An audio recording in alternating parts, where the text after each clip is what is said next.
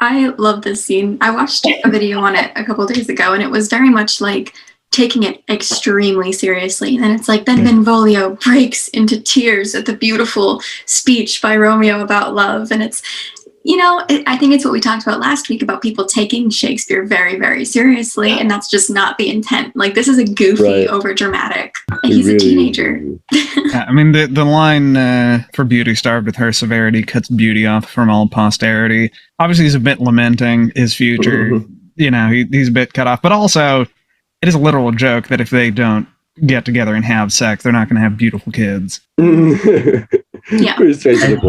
The McGonagall-esque rhyme of, then she hath sworn that she will still live chase. She hath, and in that sparing makes huge waste. Like, by not sleeping with me, she's making a terrible decision. Or Benvolio, just like, really, bro? A right fair mark because as soon as hit we're just talking about aiming well when guessing that he was in love. Of like, oh yeah, could have guessed. Could have guessed. I think commenting on Diane's wit. When the hunter Actaeon spies one of Diana's handmaidens, and so in punishment, she, as the protector of virgins, turns him into a stag and hunts him with dogs. Oh. Another really mythologizing how bad he has it for being in love with a virgin. The way that I take this, again, is him being a bit overdramatic and calling back to these, like, big creatures in literature. I'm not just sad. I'm so sad that the Greek gods wouldn't be able to comprehend my sadness. Even the Greek gods don't know this. The whole first part before Romeo's even there is just like, where's Romeo? I don't know. He's real angsty these days and sad. So like, we just let him do him, Let him do him. Yeah. That's a great point. Everyone's like, something's got him really, really upset. We don't really know what it is, but he's being real moody. And then and he has all this really like beautiful flowery language, but what he's actually saying is really angsty. Like, I love so much that I hate how much I love. It's like cold fire or like, wet dryness. Right. And Benvolio is like a proper adult, right? Not really. I think he's definitely older than Romeo. Because I feel like there's that whole like vibe of like an older guys like listening to like the teenage drama is like, oh yeah, right. Oh, it's difficult, isn't it? Like the lack of lines from Benvolio and Romeo just there like dying. Yes, to me the best example of that line is when he goes, I aim so near when I supposed you love. Like, I obviously know you're straight, Romeo. I guess it would be a woman. Can you move this along, please? I do. Yeah, I love that line. Oh my God, I'm in love with a woman. He doesn't even give her a name. Like, he doesn't say this person, just a woman, like the concept. And I would even further that by saying sarcastically, after Romeo goes, a right good markman, and she's fair, I love. And then Benvolio goes, a right fair mark, fair, cause is soonest hit. Like, okay, yes, you love her and she's beautiful. Can you please just tell me more? Can we just go on with it? I also love that Romeo's parents have like recruited like the older cousin to be like, hey, you're with the kids. You're with the kids. Like, what's going on? There was a one stanza like around like 195 where, like, that's like a kind of a mature-ish way to look at love. There's like, oh, like not mature-ish. Oh, there's the grief, there's the madness, blah, blah, blah. The classic like Dante style love, which I thought was like, all right, that's kind of cool. And then Benvolio was like, all right, I'll go along. And then he's like, this is not Romeo. I'm somewhere else. And it's like, oh, well, I mean, I think that's a good bit to emphasize, because when talking about sort of the Dante style of, that's one of these sections here that tries to be it's not quite perfect, but it tries to be a Petrarchan sonnet. So you have the ABBA rhyme scheme. Another secret sonnet. We got that in the prologue too. Yeah, but the Petrarchan sonnet also, because Petrarch, generation and a half after Dante, it's very much that emotional, romantic, or at least to the English it had a reputation of, these incredibly saccharine Italian love sonnets. I mean, it's Shakespeare telling us, yes, Romeo's being incredibly arch and pining after this woman as Dante after his Beatrice. Beatrice, a woman that Dante met twice for like 3 hours. And simped for years. Even though Romeo is being portrayed as like a sort of early, naive, lovesick puppy. Shakespeare is definitely try-harding in this language. All the imagery is classic, romantic, like love is so vexing, but how can we possibly live without it? Like, I can't go a second with it. I can't go a second without it. So even though what he's having Romeo do is in line with Romeo's age, what he's saying, Shakespeare wants us to take what he's saying seriously. Like, you guys can make fun of Romeo, but the meter is untouchable. Well, I think I like that. I agree with the quality of the verse, but I'd push back a bit because I mean, I compare thee to a summer's day. Ultimately, turns into a kind of parody or mocking of these incredibly lyrical comparisons and similes. I think Shakespeare is, aside from wanting to write solid prose, even in this section, I think he's pushing some of these rhymes a bit. You have transgression rhyming with shown. Part of that may be the accent, but also the sonnet doesn't complete. It is not a full 14 lines, I don't think. It's hard to know when he's being meta and when he's being, because I agree with you. When he his technical skill is so flawless most of the time. When he changes the form, it's definitely for an intentional effect.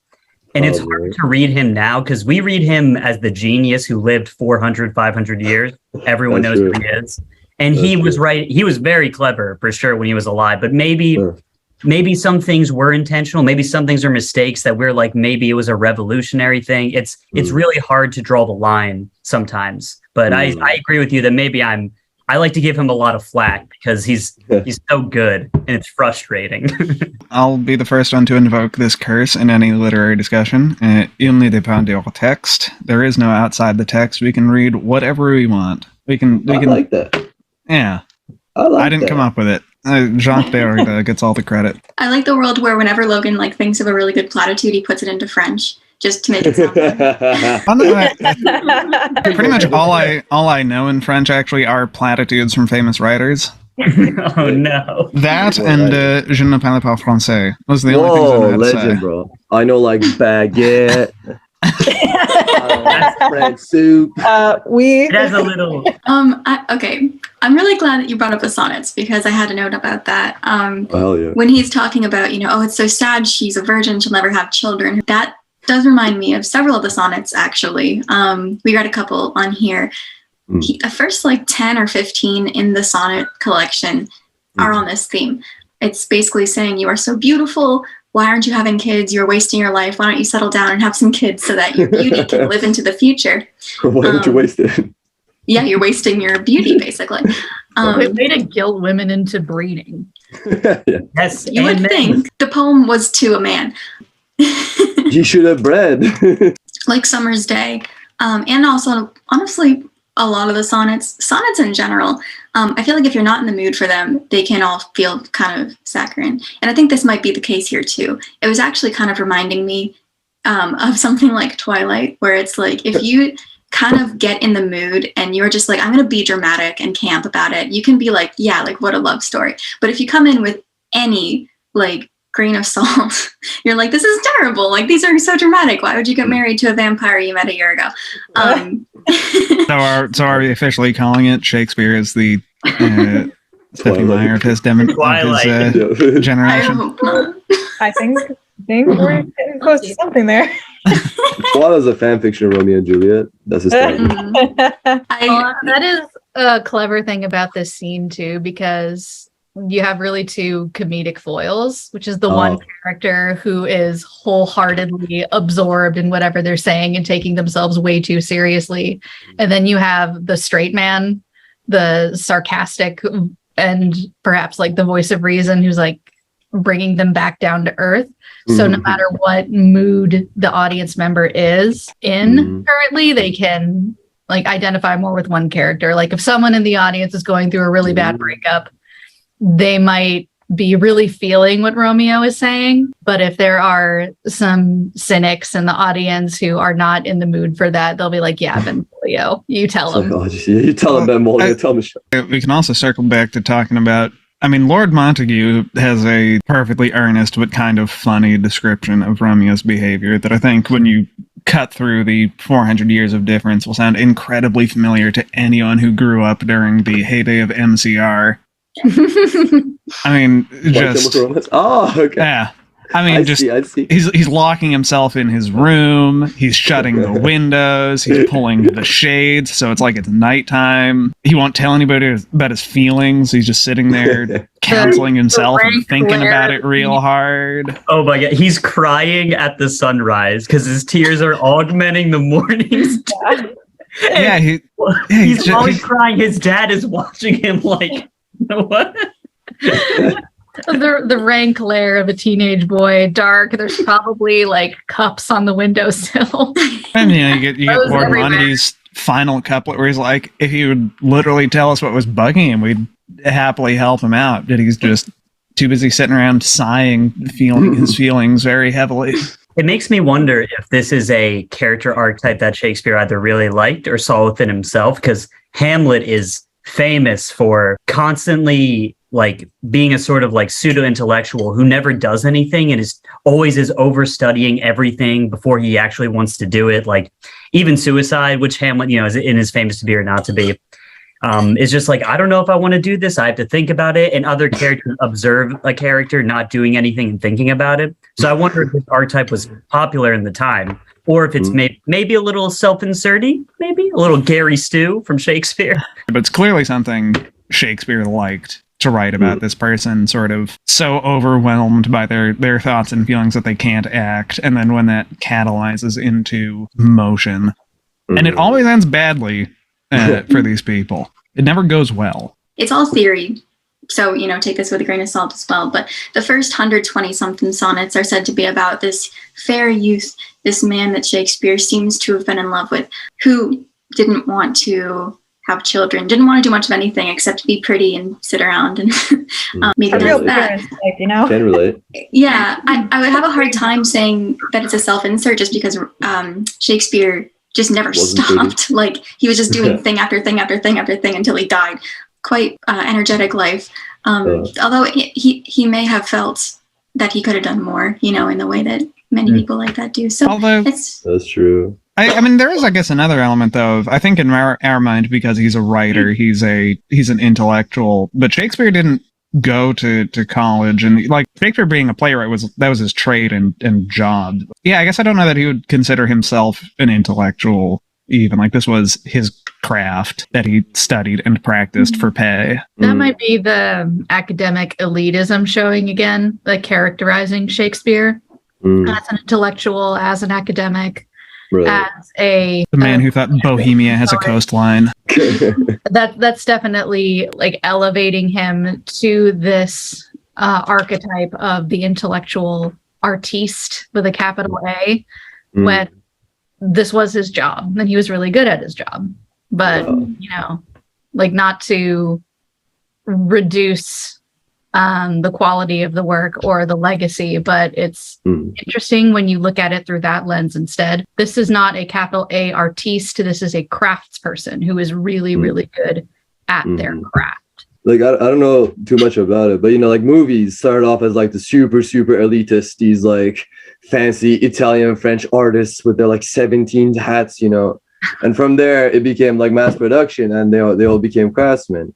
Which makes you wonder, like, were plays at that level where, the playwrights at the beginning obviously were like elitists, but then they became more accessible and more mass produced, and that's when Shakespeare shined?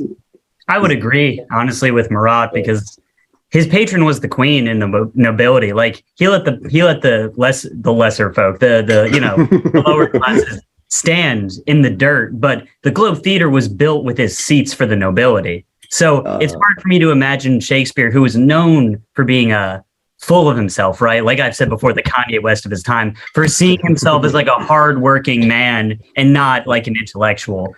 So it's hard to say because he has those lost years and stuff. I mean, I think there's another case where I'd push back. Like, definitely by the time you get to the French New Wave and the Italian neo-realists, the people with many hats, that was sort of the very deliberate push by people to make movies be seen as art. Before that, you had the Hollywood studio system where you would have writers on contract churning out, 30, 40 movies a year, You'd have the same actor who worked for the studio who would film 3 separate movies at a time constantly. Like it, and with plays also. I mean, you had the Greek plays, which were done for holidays. I mean, they had their annual festival where the tragedians and the comedians would separately submit plays, and the city would vote on them and that kind of thing. Oh. But for your average person coming out of the Middle Ages, sort of with the sort of revolution and out of feudalism into mercantilism and capitalism, you had poetry and study of the classics. Like if you went to a school, you'd be reading Virgil, you'd be reading Homer. I know this podcast has touched on them. Plays were, through the Middle Ages at least, a way for educating common poor people. You would have the miracle plays, right, which would be just series of plays, which we have a lot of them still surviving, but just very simple, undramatic, ho-hum plays that would solely serve the purpose of teaching people episodes from the Bible.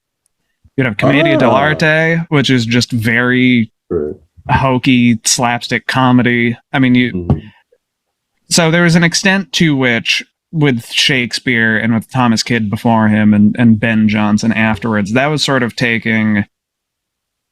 Basically, and this is where you get the Renaissance, right? And you have the rediscovery of Greek and Roman literature by way of Arabia, all of the sort of Arabian preservation of the tragedies and comedies and things. And it's been like, oh, well, hey, let's get back to making plays art. So I think movies is a pretty solid comparison, but I think with the added caveat of there was definitely a long period where they were not real art, they were hokey, common entertainment that then got elevated and made into fine art in the Renaissance. I definitely am not going to deny that Shakespeare fashioned himself a genius. But I mean, we're talking about the boxes for the nobility at the Globe Theatre. I would say that that's actually more the exceptional part of they built boxes for noble people to come see plays. Yeah, I think that there's definitely a case for making a balance between, we can shit on Shakespeare quite a bit, but he's not just read today because his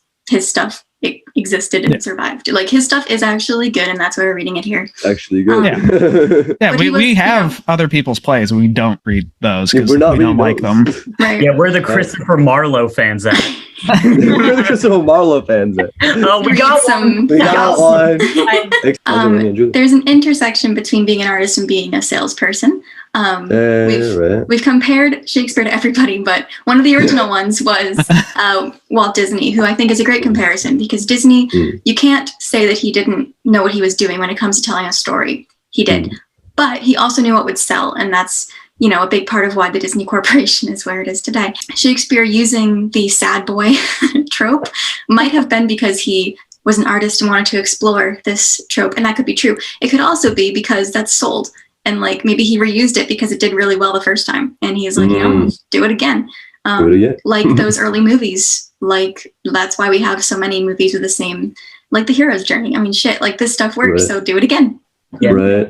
I would say, too, to add on to that comparison, Disney, its animation was one of the main things that made it so incredible with its technology, and Shakespeare's technology was his insane level of, I call it just technical perfection, because he really just, whenever he wasn't writing something that was perfectly metered or perfectly structured, it was intentional to produce an effect. And when he didn't have a word that fit, he made up a word. And then and it was like, oh yeah. Yeah, that's how we got words like bump, just stuff that assassinate. That's a Shakespeare word. Now, here's the thing you should know. This is the first time these words were discovered historically, so he may not have just invented them. They may have been lost, and then Shakespeare reached in and pulled them out of the depths. I always do wonder some of those weird words like assassinate. Who thought about that word? Ass word. Yeah, no, Shakespeare I always wondered that. Shakespeare was the Big Sean of his time. Well, that was Shakespeare's a big proponent. This is actually an identified quality of the English language, is the remarkable ability to make pretty much anything a verb. So he took the word assassin, which was a noun, and was very rarely, if ever, used as a verb before that. He slapped the "ate" on the end. He's like, oh, what does an assassin do? They assassinate. Assassinate. Oh, they don't kill, they assassinate. I wish he went for an assassinize. Assassinize. Assassinify. Assassinify. Assassinify. So, does anyone have anything new and shiny they want to bring up?